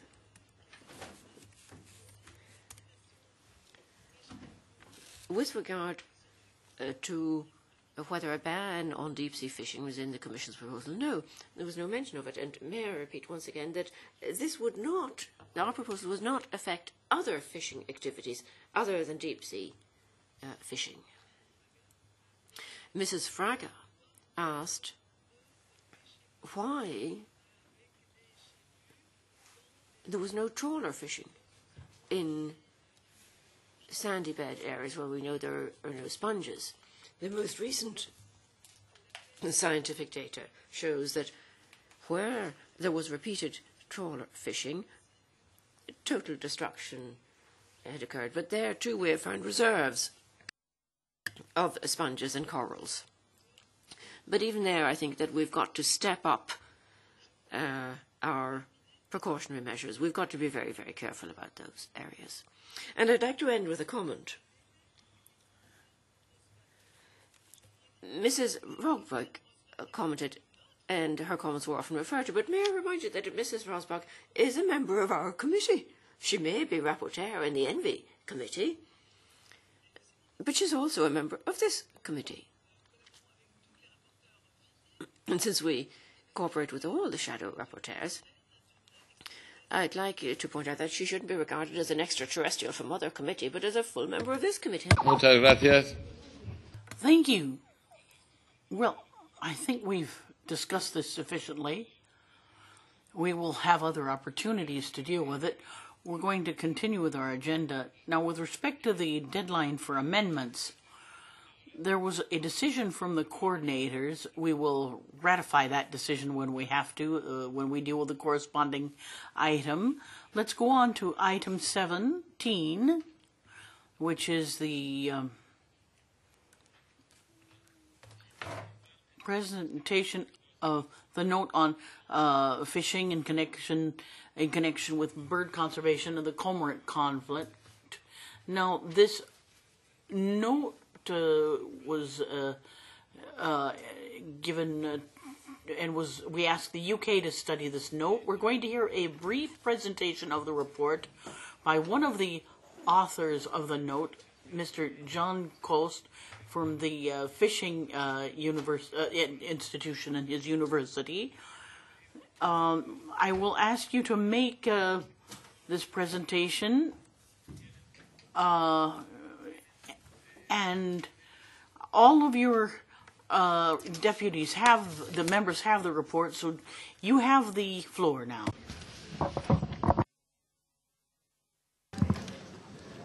Thank you, Mr. President, committee. I hope I won't be dealing with Dutch limits and odd species here. What I'm going to talk about... Perdón. I'm sorry, just one more point. I think I've announced that what I'm going to announce is not that transcendent, but because of the time that we have, we've decided to put item 18 on this agenda to the next committee meeting, because we just won't be able to deal with it. We just will not have time to discuss it today. Do you all agree to this? Many people have already left, so item 18 is no longer on the agenda. Go ahead. Again, thank you, Mr. Chairman. What I'm going to present to you is a fairly controversial issue in inland fisheries and nature conservation. It's something that's come in front of this committee on numerous occasions before, the conflict between bird conservation and fisheries, and particularly the relationship with cormorants. I'm going to briefly go through the report that I've actually prepared on your behalf. And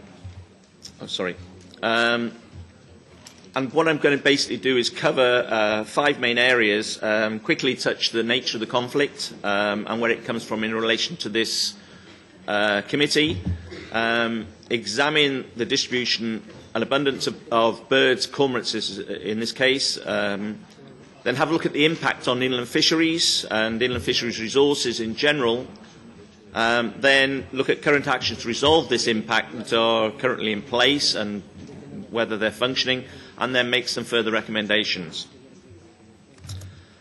The nature of this conflict has always been that there is an increasing number of breeding birds and overwintering great cormorants within the European area. And this is causing huge conflict between the bird people who want to preserve these birds because they're protected under Habitats Directive, and between fisheries and aquaculture, which are impacted by these birds. Back in 2008, this Parliament, this committee, I presume, adopted a resolution towards a cormorant management plan. This is a result of one of your former members, Kinderman, making a representation to put it forward. But this required a huge amount of information, which is currently being collected, has been collected during that period, for it to be widely accepted by stakeholders. And the European Commission were of the opinion that a management plan was perhaps not the most appropriate solution. So I'm coming from this perspective to have a look at where we are currently. The current distribution of these birds, these great cormorants, is vast. It's right across Europe, and the key issue about these birds is not so much the number, but actually the fact that they're mobile and they move large distances, particularly in relation to seasonal changes. They move from northern territories down to the south when they're overwintering, and they can move hundreds and hundreds of kilometres, in fact thousands in some cases. What What you've actually got is the distribution of data.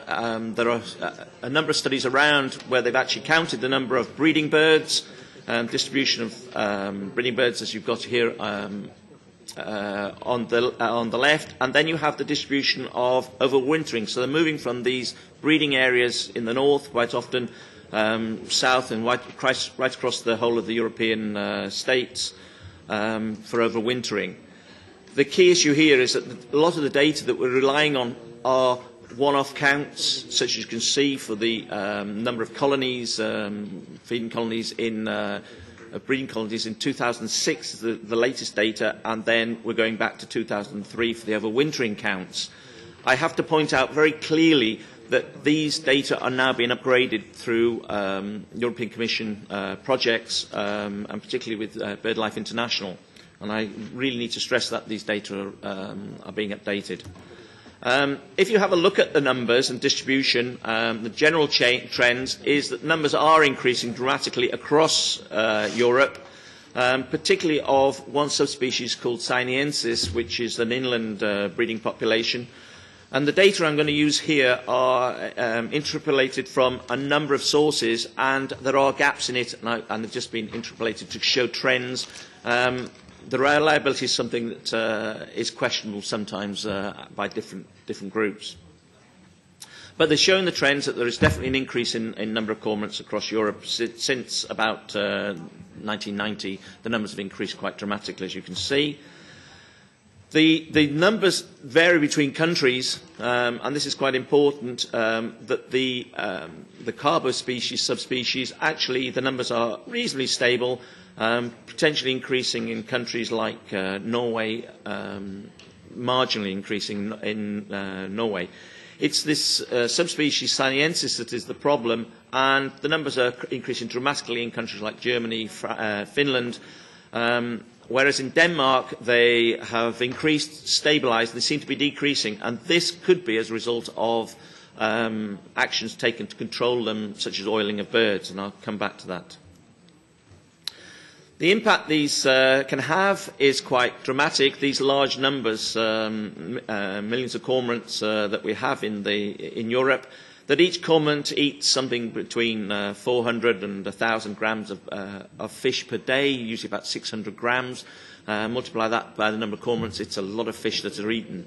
They predominantly eat small fish in the size range of about 100 to 150 millimetres, which is actually quite an important size range in that it is the range that is pre-recruitment into the breeding populations of the fish. The amount of fish that can be eaten and the effects on populations can be high, up to 80 kilograms per hectare, which can actually almost deplete stocks in certain water bodies. Particularly it's about 15 kilograms per hectare, which can be up to about 20% of the amount of fish that's available to them in that water body. They are extremely efficient feeders and predators, extremely efficient. The amount of data and the impact data that's available is variable, and actually one of the big problems we've got is actually getting precise empirical data on cormorant stocks and cormorant impacts. And some of the data that are available, which are limited, suggest that perhaps 20% of the annual fish production in Bavarian lakes has been predated upon, and then it can be specific to certain fisheries, such as the whitefish vendace in Polish lakes, taking about 8% of those stocks. Huge biomass can be removed, though, and there's some evidence from North America, the Great Lakes, Ontario, Erie, that large volumes of fish are removed annually by cormorants, and they have a fundamentally large problem. The effects of this can be quite large on commercial and recreational fisheries, where you get complete collapses of catch, and you get virtually no fish caught in some waters where the predation has taken place, quite significant predation has taken place. On aquaculture facilities, again, the empirical data is limited, and this is a fundamental problem when you're trying to assess impact. There are some evidence that up to 50% of the yield from fish farms in southwest France have been predated upon, and similarly in fish ponds in Croatia. But to put it in economic terms, this hasn't been really done within Europe. The US, they're looking, and the catch-fish farming of southeast USA, they're estimating that about $25 million worth of fish are predated upon, which has a significant impact on the fishery itself and on the production and viability of these aquaculture facilities. The other aspect that you really must be aware of is that it's not just predation upon and removal of fish that's important. Cormorants have quite a significant impact in terms of wounding and scaring, and there's some particular images here of what you actually see, where a fish can be spiked by the beak, or they rake the scales, and these can cause quite a lot of mortality later rather than direct predation. How much mortality takes place is debatable, but it can be quite high in some fisheries, but quite low in natural riverine fisheries in some cases. They're not, the data are not sound in this area to prove this definitively. You can also have some considerable effects on the ecosystems, and this is quite important. Cormorants can have quite an impact on the ecosystem as a whole, because they tend to be very specific about the food they consume, and this can affect the ecosystem dynamics, the food webs. So you can get changes in the food web, which could lead to eutrophication and deterioration in water quality. You can get aggregations of birds on forestry, and although you can't see it in the photographs here, it can kill quite large parts of forestry where they breed, where they roost, and the defecation causes considerable damage to forests. The faecal material also fertilises soil, increasing nutrient loading, and that can wash off into waters, and that can increase eutrophication. All in all, what we find is that there's quite significant damage to the environment, and this can have an influence in terms of whether water bodies in particular and comply to Water Framework Directive for ecological status. So it can get to that level. The actions to resolve this are numerous, and they're listed here, going from lethal measures through to reducing reproductive success, scaring cormorants, exclusion techniques, modifying habitat to keep them out, and down to things like changing fish stock management to actually reduce the availability of fish to cormorants. Cormorants, as I've said, only eat fish up to about 150 millimetres, so if you stop with larger fish, they can't take them. And I've actually seen cormorants try to take fish up to about 2,000 grams, and they've got them in the mouth, but they can't even take off. So they have to release them. There are things like compensation management plans. I'll come back to a couple of these now and show the efficacy of these. I should point out that shortly there is documents going online on the Corman and the EU Cormorant platform website called the Intercafe Toolbox, which should be available shortly, and I hope it will be available shortly. We've been waiting some considerable time for this documentation. In terms of whether lethal controls are appropriate, they are protected under the Birds Directive, and deliberate killing or destruction of nests require derogation under the Article 9 of the Birds Directive. Most countries don't apply for these licences to control these birds, which has a fundamental issue in its own right. The numbers killed across Europe are about 250,000 on average in the period 2001 to 2012, mostly because they're trying to prevent serious damage or protect flora and fauna, protect biodiversity. And about 50% of these killings under the derogation and mortality are based on France alone. So it is the French populations which are being controlled mostly.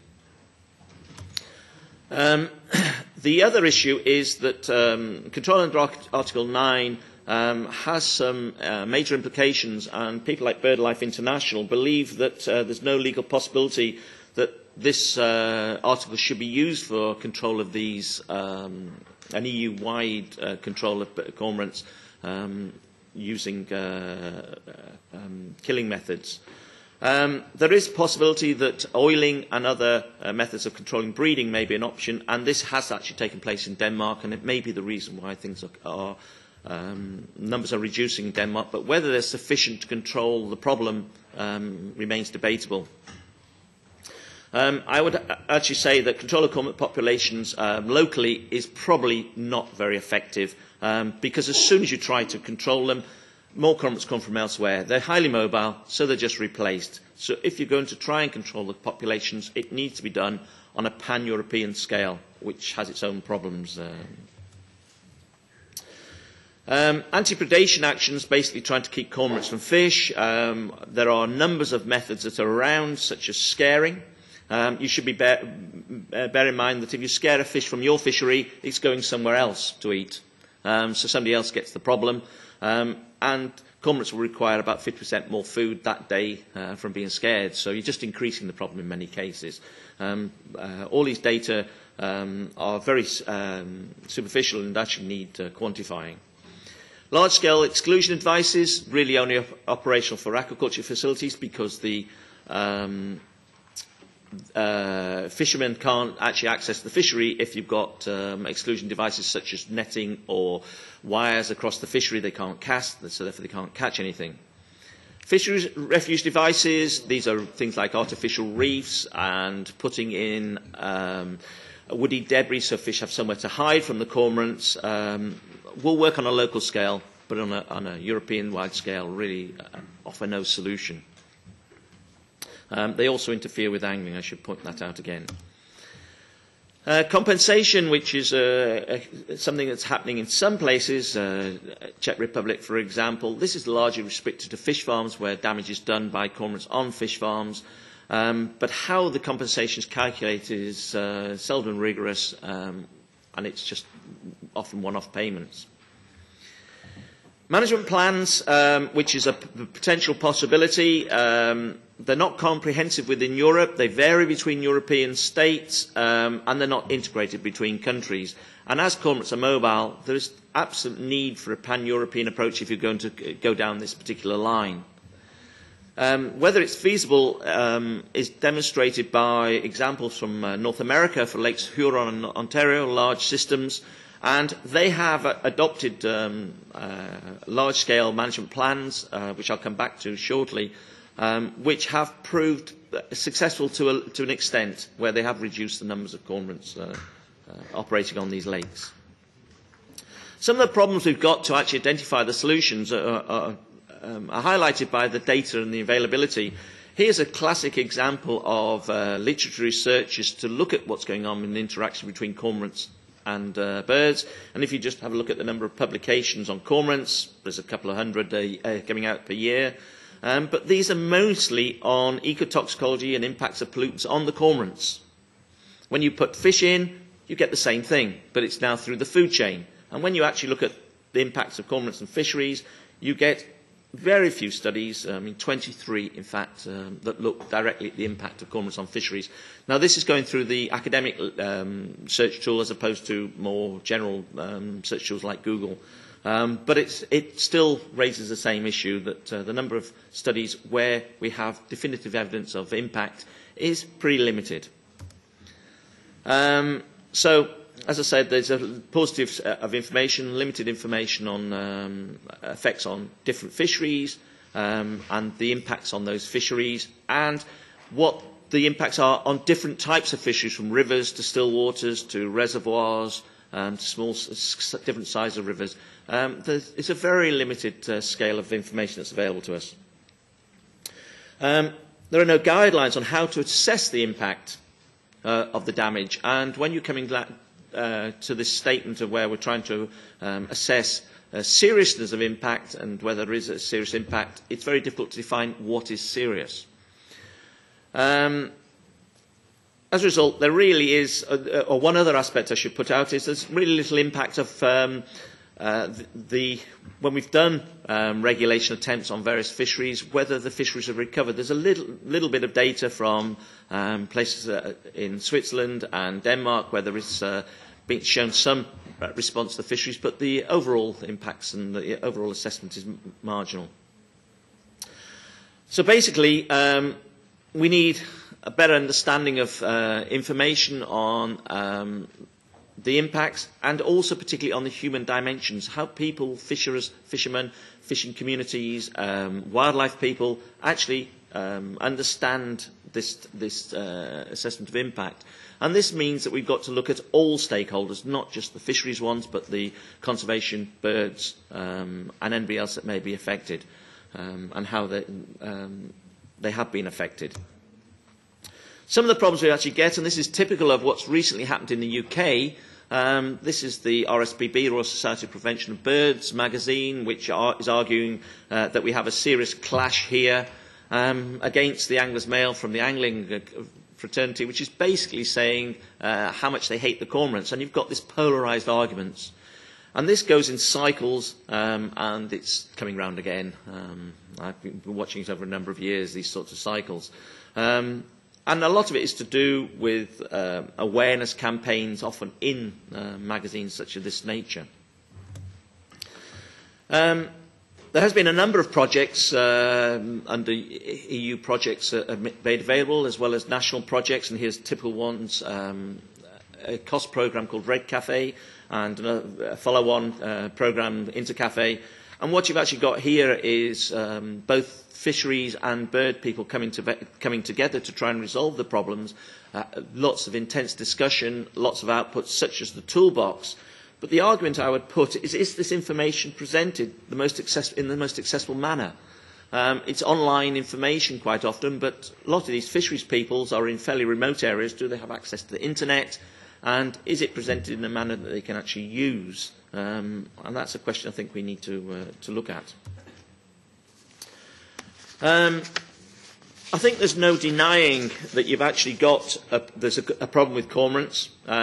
You've seen the outputs of this in this part of the world, and within this committee, where from the Kidderman report and the resolution for the European Cormorant Management Plan. But as I've said previously, the Commission doesn't believe this is necessarily appropriate, because the conflicts actually are far more complex than just a simple fish-bird interaction. They're highly dynamic. They're played out in extremely diverse ecological, social, cultural and economic contexts, and not just simple birds eat fish and the impacts that has on the economics. It's much more complex, and that should be recognised within any proposed plan. And I would argue that actually what you need to do is start looking at this from a social, societal effect, as well as an ecological management strategy. You've got to bring the two complex groups together if you're going to resolve this. This has been said on many occasions, and I'm reiterating it really, but it has never moved forward in this context. In this argument, I think there's a need to improve our evidence base to actually link to this social ecological coupling. And one of these is to understand the reasons why cormorants are expanding their range. They're actually not just coming back to where they used to live, they're actually expanding their range, and there could be implications such as climate change, where the winters in the north are less severe than they used to be, so cormorants are able to expand into that range. We need to know much, much more about the relationships between why cormorants feed, where they feed, and what the impacts on those food resources are. This needs to be dealt with not just in an ecological context, but in an economic and social context as well, so we can actually start looking at it from or improve our decision support frameworks. And I would argue that there are tools such as one coming out of Australia called Eco-Evidence, where we can actually use the available information to start making appropriate decisions, rather than actually dealing with this polarised views of fisheries are impacted and cormorants need to be preserved. We've got to start looking at it from a much wider perspective. And we've got to look at much more complex environmental questions to defend these arguments. I'll come back to the possibilities of a management strategy using the US example, where they had basically 6 alternatives, and they had a strategy for trying to resolve this. And they looked at the various problems and examined their responses in 6 different sort of levels. The first was no intervention. They couldn't define the total impact. The second one was to try and scare the birds without shooting them, so try and move the problem. As I've said, this isn't necessarily the solution. Somebody else gets the problem. Then to try and limit the damage, locally limit the damage by interventions and mainly shooting at local ponds and things. And then actually go to a slightly more large-scale monitoring for reduction of resources and actually reducing the number of cormorants by shooting, mostly at a local level. Finally, if the problem is not going away, to upscale it to a more regional reductions of the cormorant populations. And the ultimate end point was to have national hunting as a last alternative to really try and resolve it and reduce the numbers. That solution, I don't believe, is viable, but moving up these scales possibly is appropriate, depending on where we're coming from. The problems you've got, though, is that you've got the problem of conservation ethics, where if you're going to have large-scale culling of cormorants, it won't be acceptable within the European environment because people will not allow such large-scale reductions. So we need other solutions. It may be possible to reduce breeding success, such as oiling, as has happened in Denmark, but whether this is appropriate across the European scale is open to question. So we need some sort of recommendation to actually bring the social dimensions, the ecological dimensions together, and I would suggest that this requires a bigger, wider stakeholder approach to the decision-making, where you've actually got the cormorants, the cormorant lobby groups, the conservation lobby groups, the fisheries lobby groups together, and bring them together. Now, I know this is ongoing, but whether it's done at a European scale is the thing that needs to be resolved and actually part of the solution. In doing that, what you really do, in bringing a stakeholder approach, we really have to start to look at what the motives and drivers are of the different sectors, and I don't believe this has been done fully yet. You've got to expand the managers' views, the fisheries managers' views, and the cormorant managers' views on this, and get their whole perspective on why they need to regulate cormorants or not, or conserve them, as the case may be. And these need to then be matched up to optimise the solutions rather than actually going in one direction or the other. We need to make a compromise here. Key to this is improving communications. The cormorant platform, the EU cormorant platform, is a good starting point, but it needs to be done much more on a local scale.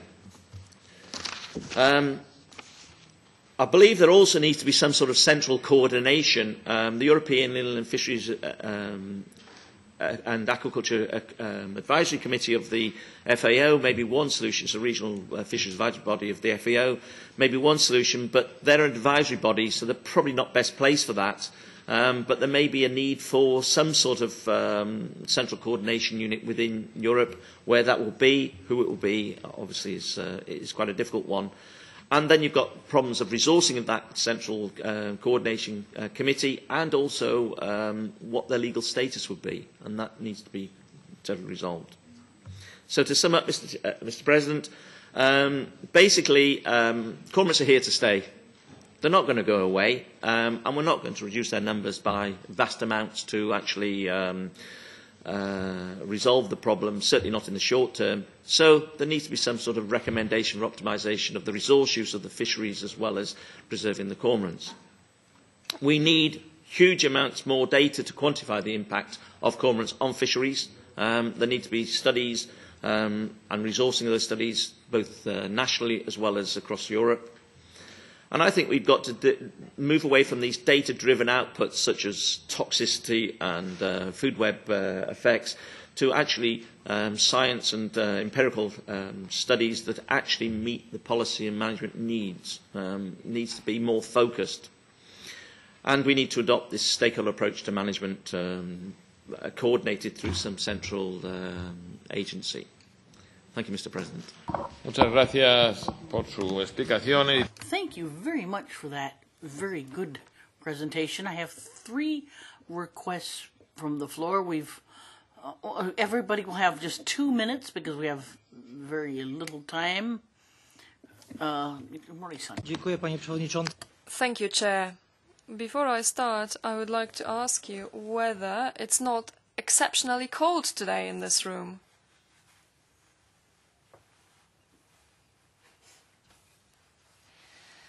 Thank you, Chair, once again.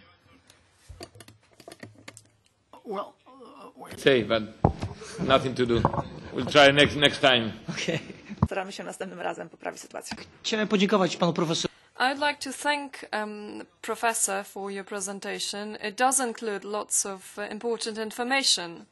It does indicate a dramatic growth in the number of piscivorous birds and an increase in depredation and losses in fish farms, which has led to a serious conflict, a strong conflict between the environmentalists and fishermen. I do agree that there is no one single best way to act. Only a coupling of methods can be effective in order to take control of the situation. Wider scale action, coordinated at the international scale at best, would be most efficacious. I'm talking here about the European management plan and the recommendation for the possible management plan in order to reduce the losses caused by cormorants in fisheries and aquaculture. Against this backdrop, the presentation we have seen is especially valuable because it includes all kinds of data. But it does point out there is a difference between scientists' opinions. Some people say there is a positive impact of the cormorant depredation, others say it is only negative. This paradox can be explained by the fact that in some conditions, cormorants as predators can also play a positive role. However, definitely not when there are too many of them and when they expand to new territories in an invasive way. Other research has also testified that cormorants have got a disastrous effect on fish farms and the revenues by fishermen. The author of this document, despite the fact that he thinks that a pan-European management strategy is not possible, points out that it is necessary to have a pan-European strategy. In my opinion, the failure of regional strategies result from the lack of a pan-European approach, and the number of fishermen and fishing stocks are constantly falling, whereas the number of cormorants and their impact is on the increase. Therefore, we cannot just passively observe the situation. We need the support of the EU member states by the EU, since the cormorant is a highly invasive species and it is on a dramatic increase. Definitely the coordination at the European level with the support of the European Inland Fisheries and Aquaculture Advisory Commission will be the appropriate solution, especially when taking an attempt to have a pan-European management strategy, which is necessary in my view. Thank you. Muchas gracias. Thank you very much, Mr. Kohn. Thank you very much, Chairman. I'd also like to thank Professor Coates for his very interesting presentation.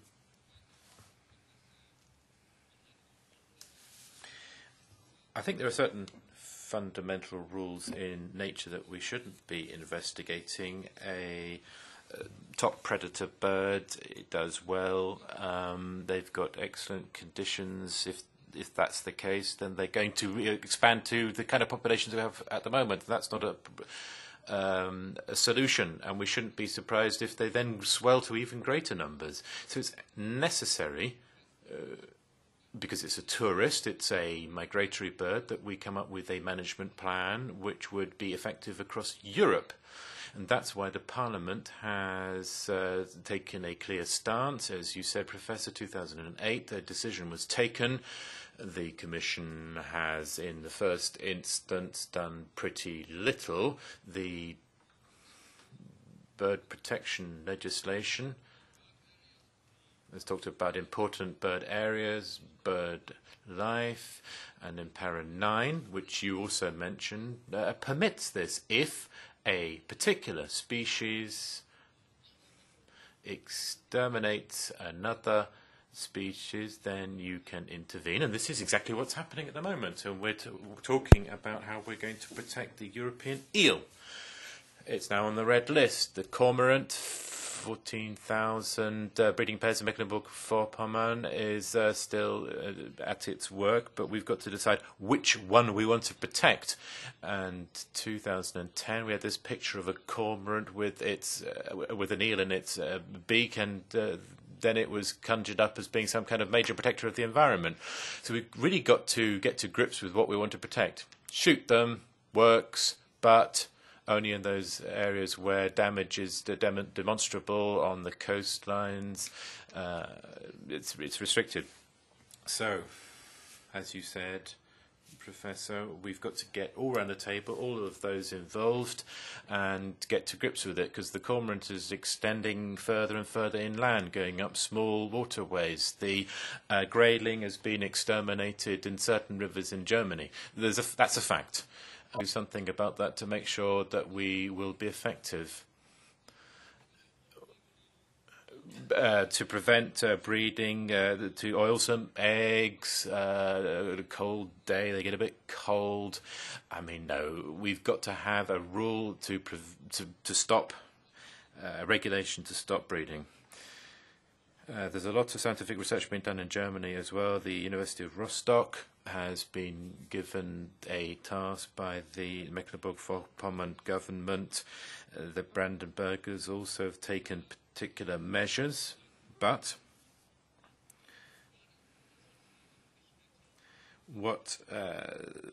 with millions of cormorants, 365 days a year, 450 grams a day, hundreds of thousands of tons, and they take the small fish between 150 and 200 millimeters. That's young eels as well. I was on the Elbe recently, and they enter there are thousands of cormorants, and they go and pick them off.